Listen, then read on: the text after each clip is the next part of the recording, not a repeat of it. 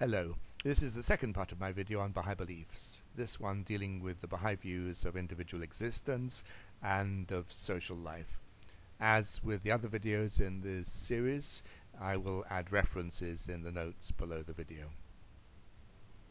First, let me deal with the Baha'i conception of human existence, specifically the concepts of the soul, suffering, and death. For Baha'is, human beings possess both a physical body and a non-material rational soul. The soul is the essential inner reality of each human being. It is unlimited and immortal. It comes into existence at the time of conception and enters a new existence after death. For Baha'is, all human beings have an inherent spiritual potential, but this can only be revealed if we decide to turn to God and seek to acquire spiritual qualities. Each individual has God-given free will and the ability to make moral and spiritual choices during their lives. They can choose to commit good or evil actions, and whatever they decide to do will have existential consequences. Baha'is believe that human beings are innately selfish, but not that they are innately evil. They reject all notions of original sin. The development of a moral sense therefore requires moral education and training from childhood onwards, so that individuals can be motivated to make moral choices, control their baser instincts, and spiritualize their lives. In so doing, people will discover their own true selves. Again, turning towards God in prayer and study, and meditation on the Baha'i teachings will strengthen the individual to resist their own selfish tendencies and the immoral influences of wider society. Individuals achieve different levels of spiritual development as a consequence of their choices.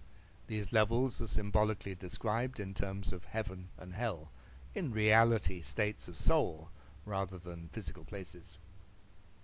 Thus, those who are close to God are in heaven, whilst those who are distant from him are in hell, a distinction which applies in both this life and the afterlife. To come closer to God fulfills the divinely ordained purpose of human existence and raises the individual to a heavenly state of eternal life. By contrast, those who are faithless and turn away from God become victims of self and passion, and perverting the God-given purpose of their own lives finally sink into the depths of degradation and despair. From this standpoint, sin is simply disobedience to God and his laws. A sinful life separates the soul from God, hindering it from attaining its natural potential. Specific sins include anger, jealousy, disputatiousness, lust, pride, lying, hypocrisy, fraud, worldliness, self-love, covetousness, avarice, ignorance, prejudice, hatred, and tyranny. It is of note that in Baha'i thinking the powers of the human intellect are seen as expressions of the soul and as God's greatest gift to humanity, linking the soul to the quest for knowledge and understanding which is enjoined on all Baha'is. Regarding suffering, for Baha'is much suffering is a result of our own actions and as such can be avoided, either by obedience to divine law or by simple common sense, for example avoiding some health problems by not overeating. Again, some suffering results from harmful emotional states, such as anxiety, depression, envy, and rage, which we should seek to avoid. However, Baha'is should realize that a lack of a spiritual life is also a source of suffering. By its very nature, the material world is transient and unsatisfactory, and the only true happiness is to be found in reliance on God and detachment from material concerns. Looking at the world in this way also enables us to avoid the fear of such realities as death. Again, Baha'is should see suffering as a divine test, and as a means to draw individuals closer to God, as in the biblical story of Job. Whilst Baha'is should not be fatalistic, taking all wise precautions against adversity and working to eliminate poverty and disease, they should also seek to develop fortitude and patience in response to suffering. As to death and the afterlife, Baha'is believe in the immortality of the soul and its eternal spiritual progress, but the Baha'i writings do not give a clear picture of the afterlife. It is presented as beyond the understanding of those who are still living, just as the present world would be incomprehensible to the unborn fetus. From this perspective, death and the decomposition of the body are a natural part of human life. Accordingly, whilst we may lament the death of those we love, we should also realize that death represents a potential liberation for them, freeing their eternal souls from the fetters of material existence. We may pray for the spiritual progress of those who have died. In the afterlife, individuals will become aware of the consequences of their actions and choices.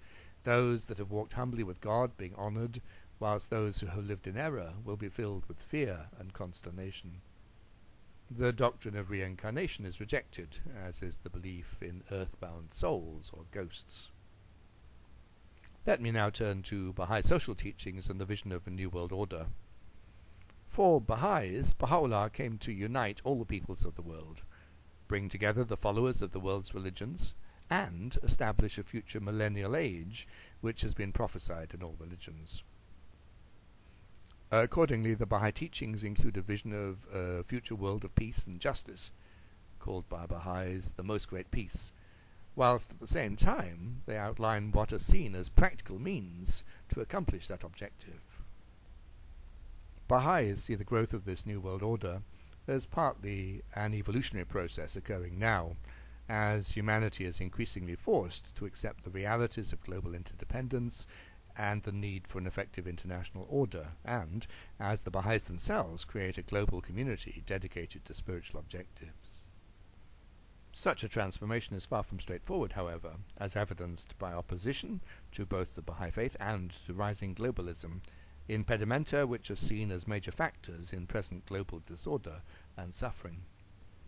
The main elements of the Baha'i millennial and social vision can be summarized as follows. Firstly, the achievement of world peace in a unified world, in which all peoples are seen as citizens of one country. Ideally, this world would be the religiously based Most Great Peace, referred to by Baha'u'llah, but the Baha'i leaders also referred pragmatically to a lesser peace, which could be achieved by existing governments learning to work together effectively to achieve more limited goals, including peacekeeping, armament reductions, and a system of collective security. Baha'is have therefore supported the work of the United Nations, despite its evident weaknesses, and have advocated that its powers be strengthened to counter the negative consequences of unfettered national sovereignty. Further important elements in the achievement of a united world include the fostering of tolerance and freedom from all religious, racial, political, economic and patriotic prejudices, and the adoption of a universal auxiliary language. The second major element in the Baha'i vision is the establishment of social order and justice. Again, ultimately, Baha'is believe that this can only be achieved through a religious reformation of the whole human race, but pragmatically advocate the adoption of means to build up good governance, the rule of law, and the protection of the poor and downtrodden at a national and international level. All barriers to a just society, such as tyrannical rule, exploitation of the people by their rulers, corruption, and extreme disparities between wealth and poverty, are to be condemned. As an aside, I should note that constitutional monarchy, or at least some form of representative government with a separation of powers, is seen as the ideal political form. A third element in the Baha'i vision is the advancement of women. For Baha'is, men and women are equal in the sight of God, and the importance of achieving gender equality in almost all areas of human life is repeatedly stressed in the Baha'i writings, the main exceptions being Baha'i opposition to allowing women to become combat soldiers or to be elected onto the Universal House of Justice.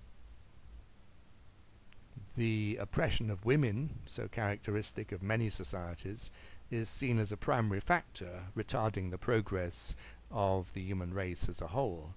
Women are also seen as a potential driving force in the anti-war movement. The fourth element in the Baha'i vision is education. Baha'is emphasize the importance of both religious and secular education for the individual and for society as a whole. Children need to gain a sense of morality and the fear of God, but they also need to learn how to read and write and to study for a career. Baha'i parents are under an obligation to ensure that their children are educated, and universal access to education is seen as a fundamental right.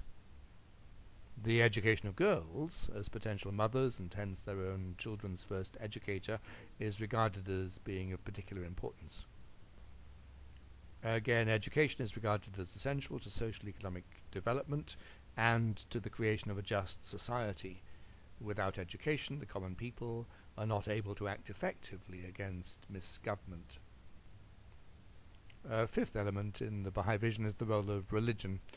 Baha'is emphasize the importance of combining spiritual and material solutions to the world's problems, whilst praising many secular goals as approximate means of improving an imperfect world. They hold that it is only through pure and revived religion, shorn of fanaticism, bigotry, and superstition, that the necessary fundamental changes in human society can be achieved. In this context, the Baha'i social vision is ambivalent towards certain aspects of modernity, embracing what we might see as a liberal social reformism, whilst at the same time strongly opposing materialism and secularism as destructive social forces in the modern world. Thank you for listening. In the next two videos, I turn to aspects of Baha'i practice.